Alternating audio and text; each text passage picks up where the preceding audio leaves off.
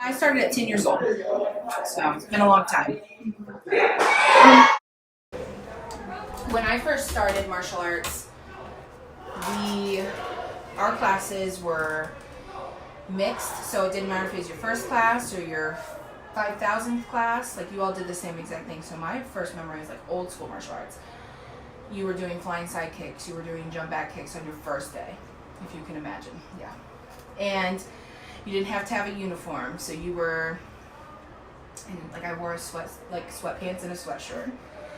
And I'm talking like 1999 is when this was. So it's totally different than what it is today. So it was more, if you wanted to train, you had to put in, there was nobody like telling you had to be here twice a week or anything like that. So it was more independent, internally motivating training outside of, what we do now with the requirements and things like that. So yeah, my first memory is very overwhelming, being a first time person doing those type of techniques. So my fondest memory, I guess I have two.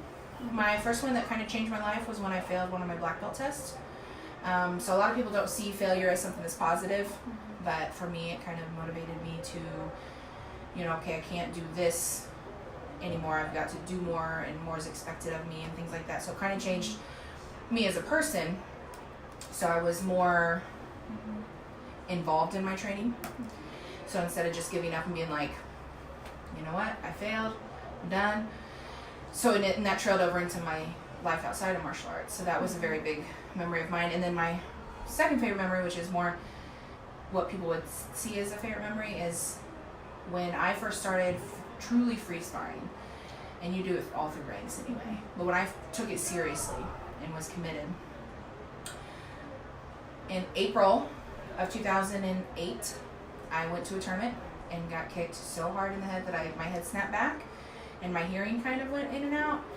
And I lost that match horribly. And I knew that was it that's not going to happen again.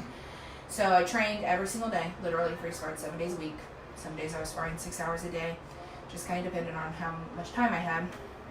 6 months later, I went to a tournament in Ohio, and I fought the girl who hurt me pretty bad in that tournament, her teammate, and ended up knocking her teammate out. So that was a big fond memory of me, is that growth that I had, in martial arts, and just proving that, it's not just about how much time you put in, it's also about your effort. So in every way, all my friends are here. I'm in a career that I love. College wasn't for me, wasn't a fan. And I get up every day and I'm excited to go to work. I met my husband here. He's my best friend. We're having our first child together. So, in July, having a baby. Thanks. We got married here. Just surrounded by the best people, and my mentors are amazing, and I get to meet some of the top martial artists in the world and train with them. So, being a part of Level 10 opened a lot of doors, but being on staff and being an instructor, meeting my best friend, it kind of opened up like my whole life. My whole life's changed because of it.